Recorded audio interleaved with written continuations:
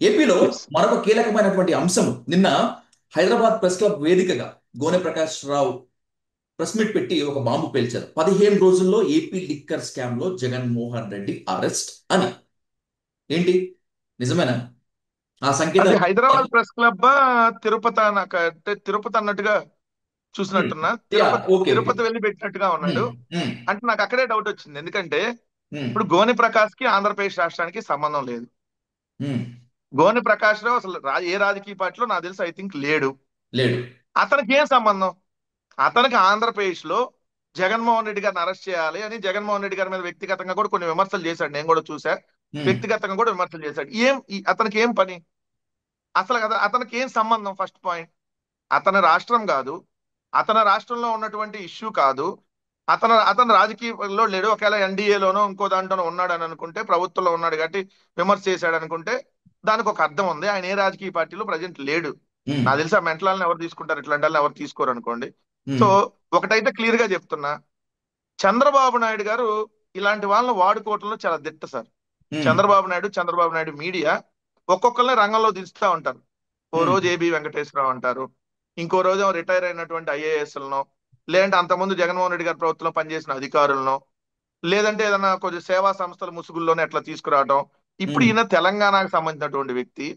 ఈయన ఆంధ్రప్రదేశ్ లో వచ్చి ఆంధ్రప్రదేశ్ లో ఏదైతే జగన్మోహన్ రెడ్డి గారిని నెల రోజుల్లో అరెస్ట్ చేస్తారని చెప్పి జోష్యాలు చెప్తా ఉన్నారంటే, ఇవన్నీ వాంటెడ్ గా మాట్లాడిచ్చేటటువంటి మాటలు. హ్మ్. గోనె ప్రకాశ్ రావు ఏ ప్రయోజనాలు లేకుండా ఆయన వచ్చి ఒక గంట గొంతు చించుకొని హ్మ్. ప్రెస్ మీట్ పెట్టేటటువంటిది ఏముంటది సార్? మేమంటే హ్మ్. పొలిటికల్ పార్టీగా మా పార్టీ నుంచి మేము రిప్రజెంటేటివ్ మేము ప్రెస్ మీట్ పెట్టామంటే ఒక అర్థం ఉంది. లేదంటే మీరు ఒక బాధ్యతాయుతమైనటువంటి జర్నలిస్ట్ గా జరుగుతున్నటువంటి అంశాల మీద మీరు క్వశ్చన్ చేస్తున్నారు, లేదంటే మీరు వీడియోలు చేస్తున్నారంటే ఒక అర్థం ఉంటుంది. హ్మ్. ఎవరు గోని ప్రకాష్ రావు? అంటే రాజకీయాల్లో ఎప్పుడు ఆయన ఆయన అవుట్డేటెడ్ ఆయన అయినటువంటి సీనియర్ వ్యక్తి. ఆయన సీనియర్ రాజకీయ నేత, మాజీ ఎమ్మెల్యే. హ్మ్. ఆంధ్రప్రదేశ్ తో కూడా అతనికి రాజకీయ సంబంధాలు ఉన్నాయి. ఎలక్షన్ టైంలో కూడా నాకు తెలిసి ఆయన సొంత సర్వే కొంచెం చేయించుకున్నట్లు గుర్తు.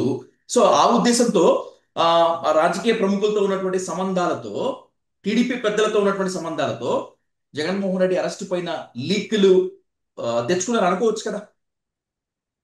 నేనంటది కూడా అదే. టీడీపీ పెద్దలతో ఉన్న సంబంధాలతోనే ఆయన అప్పుడప్పుడు వాడుతా ఉంటారు అంటున్నా.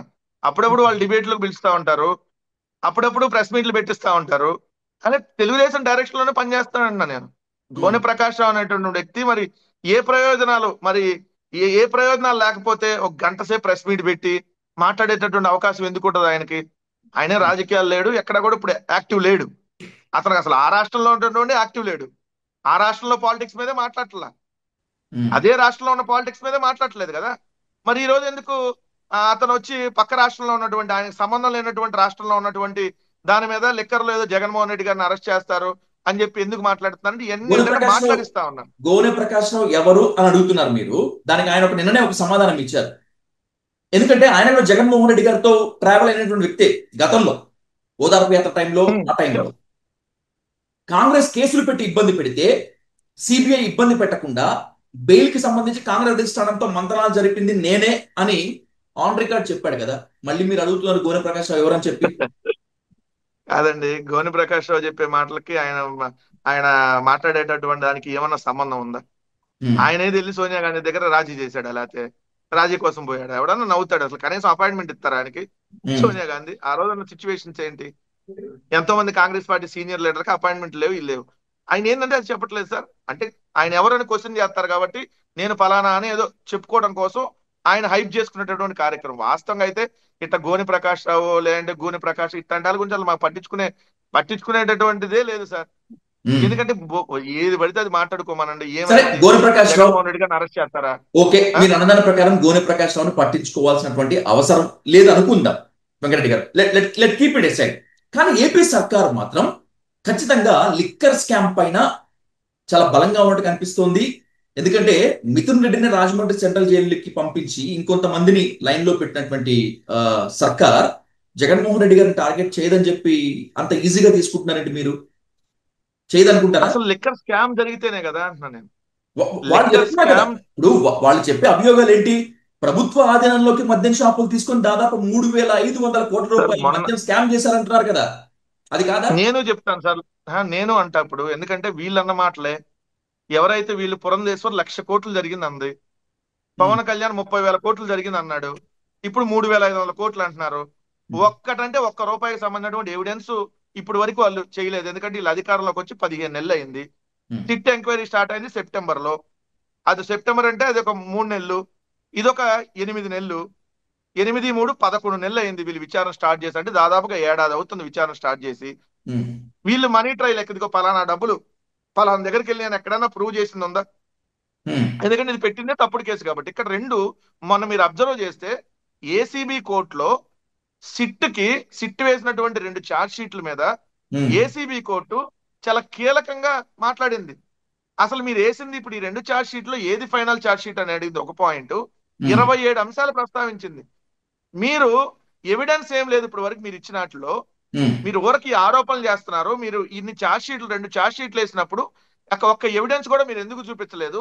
ఒక మనీ ట్రయల్ కూడా ఎక్కడ మీరు ఎందుకు చూపించలేదు? ఈ ఉమ్, డబ్బులు ఇదిగో పలానా వాళ్ళ నుంచి పలానా వాళ్ళ దగ్గరికి వెళ్ళి అని చెప్పి మొత్తం అసలు ఒక ఏదంటే ఒక టేబుల్ వేసి ఇవ్వండి. చెప్పేదానికి అసలు క్లారిటీ లేదు. ఇది ఉమ్, ఏసీబీ కోర్టు మాట్లాడింది. అంటే అక్కడే తేలిపోయింది కదా. 11 కోట్లు 12 11 కోట్లు 12 అట్టపెట్టెల దగ్గర ఏసీబీ కోర్టులో సిట్టు దొరికిపోయింది.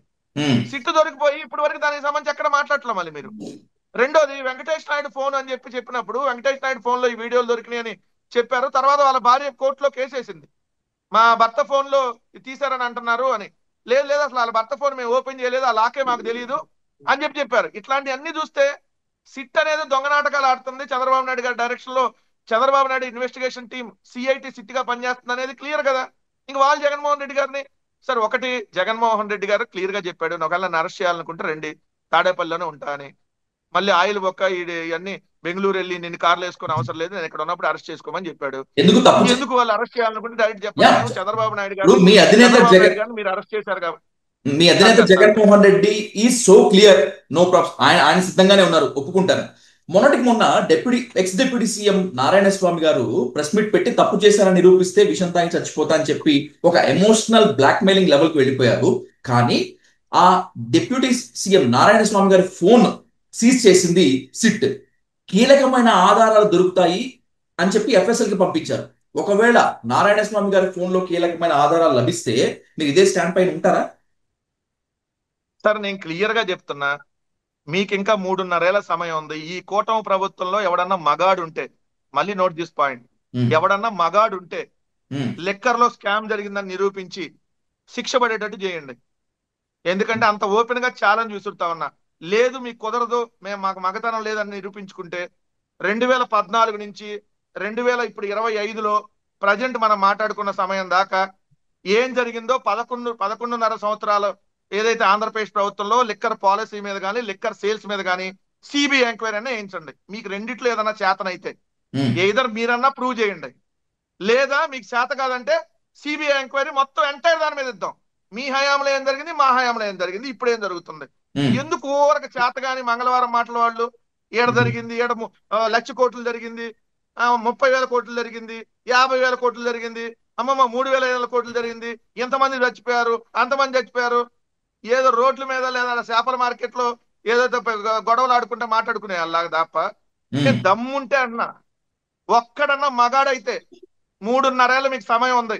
ఓపెన్ ఛాలెంజ్, మేము లెక్కర్లో ఎటువంటి కుంభకోణానికి పాల్పడలేదు.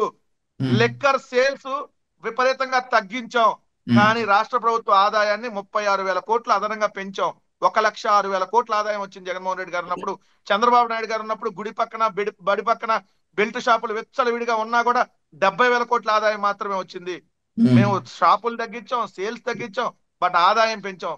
ఎక్కడ జరిగింది స్కాము? మీరు స్కామ్ జరిగిందని అంటే అదే 5 నెలలు మీరు అదే మద్యం విధానాన్ని ఎందుకు కొనసాగించారు? ఉమ్. మీరు June, July, August, September, October ఇక్కడ అదే ప్రభుత్వ మద్యం షాప్ దగ్గర చాలా మందికి అర్థం కొనసాగించారు. కానటువంటి ప్రశ్న ఏంటంటే వెంకటరెడ్డి గారు, ఆన్ రికార్డ్ గవర్నమెంట్ చెప్పింది మద్యం ఆదాయం పెరిగింది అని. నో డౌట్, ప్రభుత్వం ఆధీనంలోకి తీసుకున్నందుకు మద్యం ఆదాయం పెరిగింది, నో డౌట్, దీన్ని ఒప్పుకుంటుంది కూటమి. కానీ డిజిటల్ పేమెంట్స్ లేకుండా మీరు డబ్బులు మొత్తం అంతా ఎక్కువ తీసుకున్నారు, ఎన్నికల ఖర్చు పెట్టారు, చెవిరెడ్డి భాస్కర్ రెడ్డి సంథింగ్ వాళ్ళతో వెళ్తూ అని చెప్పి చెప్తోంది. దీనికి ఏం చెప్తారు? సార్ మేము అమ్మినటువంటి మద్యానికి సంబంధించి ప్రతి ఒక్క దాని మీద హోలోగ్రామ్ ఉంటుంది. ఉమ్, అది స్కాన్ చేస్తేనే ఇక్కడ మనకి, అది స్కాన్ అవ్వకపోతే మళ్ళీ వెనక్కి పంపించేయాల్సిందే. ఓకే. వెనక్కి మళ్ళీ బెవరేజ్ కార్పొరేషన్ మళ్ళీ వెనక్కి పంపించేయాల్సిందే. సో ఉమ్, ప్రతి ఒక్కదానికి స్కాన్ ఉంటది. రెండోది, డబ్బులు తీసుకున్నారు కాబట్టి స్కామ్ జరిగిందంటే, ఇప్పుడు మనం వెళ్తాం గోల్డ్ షాప్ కి, ఉమ్, 2 లక్షల రూపాయలు మనకు క్యాష్ ఇచ్చేటటువంటి ఫెసిలిటీ కేంద్ర ప్రభుత్వమే కల్పించింది. ఉమ్, అంటే 2 లక్షల రూపాయలు మనం ఈరోజు బంగారం కొంటే అదంతా బంగారం లెక్కల్లోకి రాదు. 2 లక్షలు ఆన్లైన్ ట్రాన్సాక్షన్ చేస్తేనే వచ్చిందంటే, హెరిటేజ్ షాపులో, హెరిటేజ్ లో చంద్రబాబు నాయుడు గారు హెరిటేజ్ ఏదైతే రిటైల్ మార్కెట్ లో హెరిటేజ్ దానికి సంబంధించిన అంటే ఏమేమి అమ్ముతారు? పెరుగు, మజ్జిగ, కొన్ని చెప్పుకోలేని కూడా అమ్ముతారు. ఉమ్, డబ్బులు కూడా తీసుకుంటున్నారు కదా దాంట్లో. ఓన్లీ ఆన్లైన్ పేమెంట్ కాదు కదా. డబ్బులు ఉమ్. ఇస్తే అవన్నీ లెక్కల్లోకి రావట్లేదా? చంద్రబాబు నాయుడు డబ్బులు తీసుకునే ట్యాక్స్ లోకి రావా? హెరిటేజ్ లో అమ్మే, డబ్బులు తీసుకొని అమ్మే అని ట్యాక్స్ లోకి రావా ఈ లెక్కలో? ఏంటి చెప్పుకోలేనివి అమ్మటంటే ఉంటాయి. ఓన్లీ ఏముందో ఆన్లైన్ హెరిటేజ్ పెడితేనే లో చెప్పుకోలేనివి? వద్దులేండి సార్, అవన్నీ చాలా అమ్ముతారు కదా. సో అవన్నీ అమ్ముతారు కాబట్టి అవన్నీ మనకి రావు అని అంటే ఎట్లా? మీరే ఉన్నారు సార్, సపోజ్ హెరిటేజ్ కి వెళ్ళారు, ఉమ్, ఒక 5,000 రూపాయలు సామాను కొన్నారు, అదంతా లెక్కలోకి రాదు, వాటికి ట్యాక్స్ కట్టట్లేదా చంద్రబాబు నాయుడు అప్పుడు? సో ఉమ్. ఏంటంటే ఇది ఒక పిచ్చి ఆరోపణ. నేను క్లియర్ గా అంటున్నా, మరి అదే 5 నెలలు మీరు ఎందుకు అమ్మారు డిజిటల్ డిజిటల్ ట్రాన్సాక్షన్ లేకుండా? మీ విధానాన్ని కొనసాగిస్తూ, మీ ప్రభుత్వ విధానాన్ని కొనసాగిస్తూ. మా విధానంలో అది జరిగితే, స్కామ్ జరిగితే, మరి 5 నెలలు మీరు కూడా అదే స్కామ్ చేసినట్టే కదా అప్పుడు. ఉమ్, మరి చంద్రబాబు నాయుడుకి వెళ్ళి 5 నెలల డబ్బులు అది. ఉమ్, జగన్మోహన్ రెడ్డి గారు లిక్కర్ లో ఏదైతే డిజిటల్ ట్రాన్సాక్షన్ చేయలేదు కాబట్టి, క్యాష్ ట్రాన్సాక్షన్ చేశారు కాబట్టి కుంభకోణం జరిగిందంటే, చంద్రబాబు నాయుడు 5 నెలలు, చంద్రబాబు లోకేష్ 5 నెలలు మరి అదే ట్రాన్సాక్షన్ కొనసాగించి అప్పుడు కూడా క్యాష్ పేమెంట్ లేదు కదా. ఉమ్, మరి అప్పుడు సేమ్ జరిగినట్టు లెక్కగా మనం భావించాలి కదా. అది ఉమ్, డిజిటల్ ట్రాన్సాక్షన్ లేదు కదా, క్యాష్ పేమెంటే ఉంది కదా. ఉమ్, అప్పుడు అన్ని నొక్కేశారా మరి 5 నెలలు? మరి ఉమ్, ఏదో దానికి కన్ఫైన్ అయ్యాలి కదా. ఇది జరిగితే అది కూడా జరిగినట్టే కదా, ఇది ఉమ్, జరగకపోతే అది కూడా జరగనట్టు. ఏదో ఒకటి వాళ్ళే చెప్పాలి. రెండు అరెస్ట్ చేయాలని కూడా చేసుకోమనండి. చంద్రబాబు నాయుడు గారిని అరెస్ట్ చేశారు కాబట్టి ఆ, జగన్మోహన్ రెడ్డి గారిని సేమ్ మళ్ళీ కక్ష సాధింపులు అరెస్ట్ చేయాలనుకున్నారు అనుకోండి, ఆయనే చెప్తున్నాడు కదా, చేసుకుంటారు బాబు ఈ గోలంతా ఎందుకు, ఉమ్, రోజు మీరు మీరు పొద్దున సాయంత్రం దాకా బాబు టెన్షన్ పడతా, అది అక్కడ జరిగింది ఇది ఎక్కడ జరిగిందని లేనిపోని అన్ని దీంట్లో మిక్స్ చేసి చెప్పడం దానికి. అరెస్ట్ చేయాలనుకుంటే ఏడే ఉంటారు, రమ్మన్నాడు కదా. ఆయన ఉన్నప్పుడు వెళ్ళి అరెస్ట్ చేసుకోండి. దీనికి ఎవడు భయపడతాడు? ఉమ్, చంద్రబాబు నాయుడు పెట్టే కేసులకు వైఎస్ఆర్ కాంగ్రెస్ పార్టీ గేటు బయట ఉన్న కుక్క కూడా భయపడదు. ఉమ్, ఏదో దీని గురించి ఒక పెద్ద రాద్ధాంతం, మళ్ళీ దానికి గోని ప్రకాష్ రావుకు మళ్ళీ డబ్బులు ఇచ్చో, లేదంటే మళ్ళీ ఆయనకి టికెట్లు వేసో, మళ్ళీ ఆయనకి ప్రెస్ క్లబ్ బుక్ చేసో, మళ్ళీ అక్కడ అవన్నీ మళ్ళీ ఒక గంట సేపు ఆయన చేత వాగించడం ఎవడు పట్టించుకుంటాడు అవన్నీ? సో మీ ధైర్యం ఇట్లాంటికి అసలు వైఎస్ఆర్ మీ కాంగ్రెస్ ధైర్యం పార్టీ చూస్తుంటే భయపడదు. కాస్త ముచ్చటేస్తోంది, కాస్త భయం వేస్తోంది. ఎందుకంటే రాజమండ్రి సెంట్రల్ జైల్లో మీకు మీకు కూడా ఒక బ్యారక్ ఏమైనా పెడతారేమో అని చెప్పి భయం వేస్తుంది వెంకటరెడ్డి గారు. కాస్త ఇబ్బందికరంగా కూడా ఉంది మరి. ఏమో పెడితే పెడితే కొన్ని రోజులు వెళ్ళొద్దాం సార్, ఏముంది దాని గురించి. ఉమ్, ఇప్పుడు ఇక్కడ ఏం రాసి పెట్టుంటే అది జరిగిద్ది.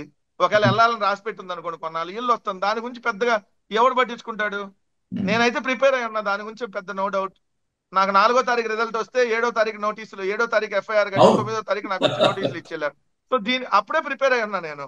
ఉమ్, సో ఆ రోజు నాకు పోలీసులు నాకు నోటీసులు ఇవ్వడానికి ఫోన్ చేసేటప్పుడు నేను అన్నగా, మీరు నోటీసులు ఇవ్వడానికి వస్తున్నారా అరెస్ట్ చేయడానికి వస్తున్నారా చెప్తే నేను లగేజ్ సర్దుకొని పెట్టుకుంటా అని చెప్పాను. ఉమ్, కానీ మళ్ళీ అప్పుడు వాళ్ళు వచ్చి నాకు హడావిడిగా మళ్ళీ ఆయన వెనకాల ఎవరో ఒకళ్ళు వచ్చి ఇవన్నీ ఎందుకు, ఒకసారి ఉమ్, మీతో పాటు తీసుకెళ్ళారు. దీని గురించి అసలు నో డౌట్ సార్, రాజకీయాల్లో ఉన్నప్పుడు దేనికైనా ప్రిపేర్ అయి ఉండాలి. మన మీద అపవాదులు పడతాయి, మన టార్గెట్ చేసే వాళ్ళు ఉంటారు. సో వీటి గురించి నో డౌట్. ఒకటైతే క్లిస్టర్ క్లియర్, ఉమ్. నేను వైఎస్ఆర్ కాంగ్రెస్ పార్టీ సైనికుడిగా జగన్మోహన్ రెడ్డి గారి కోసం నిరంతరం పనిచేస్తానే ఉంటా, నా ఓపిక ఉన్నంత వరకు. వాళ్ళు కేసులు పెడతారనో 4 రోజులు లేదు వెనక్కి వెళ్ళో, ఉమ్. లేదంటే 4 రోజులు ఆపేసో, లేదంటే సైలెంట్ గా ఉంటామో, ఇవన్నీ మన దగ్గర ఉండవు. ఇదైతే క్లియర్ గా ఉన్నా. రైట్.